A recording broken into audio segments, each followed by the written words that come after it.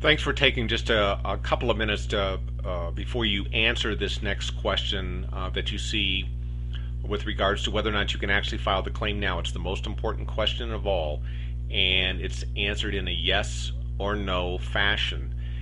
I can be very clear with you right now and tell you that if you are not paying, or if the claimant is not paying money out of your pocket right now, if you're not incurring any loss, the VA will decline that claim.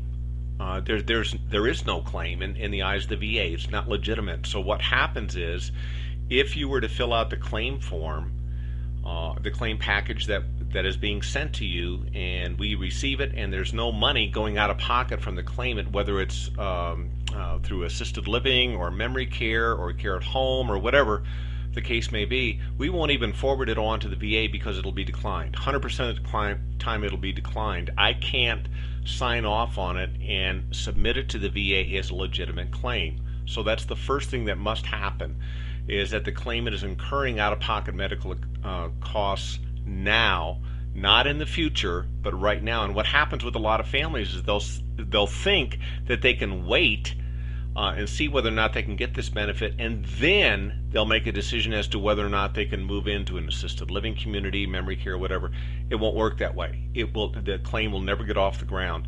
The VA must also see these costs as unreimbursed medical expenses, and expenses that are incurred through an assisted living community, memory care community, licensed group home, care that's received at home by anybody other than a spouse, would be considered as unreimbursed medical expenses, but not the basic room and board charges from an independent senior living community. Those are not considered unreimbursed medical expenses in the eyes of the VA.